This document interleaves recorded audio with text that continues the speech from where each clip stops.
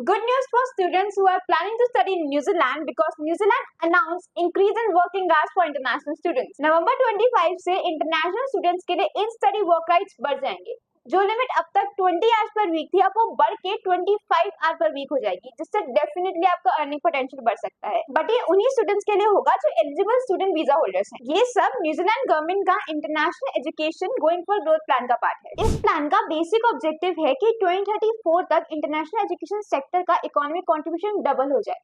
इसका target $7.2 billion का है। फिलहाल एट दिस पॉइंट आप न्यूजीलैंड में स्टूडेंट वीजा के साथ up to 20 hours per week part time काम कर सकते हो और फुल टाइम कर सकते हो अगर आपका मिड समर ब्रेक चल रहे हैं या फिर क्रिसमस हॉलीडे है या फिर न्यू ईयर हॉलीडे है। Now let me tell you who can work on a student visa. Number 1 is tertiary students, PhD या मास्टर स्टूडेंट्स, कुछ इंग्लिश लैंग्वेज स्टूडेंट्स और जो स्टूडेंट्स अपने स्टडी का प्रैक्टिकल एक्सपीरियंस कंप्लीट कर रहे हैं। You can work part time for up to 20 hours per week if you are studying full time for at least 2 academic year और आप न्यूजीलैंड क्वालिफिकेशन लेवल 4 या उससे ऊपर कर रहे हो या इंग्लिश लैंग्वेज स्किल डेवलप कर रहे हो ऐसे कोर्स पर जो किसी स्पेसिफिक कंडीशन को मीट करता हो। और सबसे अच्छी बात, अगर आप पीएचडी या फिर रिसर्च मास्टर्स के प्रोग्राम में एनरोल्ड हो तो आपके लिए वर्क आवर्स की कोई लिमिट। और अब तो इंटरनेशनल स्टूडेंट्स एनरोलमेंट भी न्यूजीलैंड में फास्ट ग्रो कर रहे हैं। 2023 के अकॉर्डिंग 2024 में 21% ग्रोथ थी। मास्टर्स प्रोग्राम के एनरोलमेंट में तो ग्रोथ ज्यादा देखी गई है। इनफैक्ट इंडिया से अराउंड 14 to 15% बच्चे न्यूजीलैंड जाना प्रेफर करते हैं।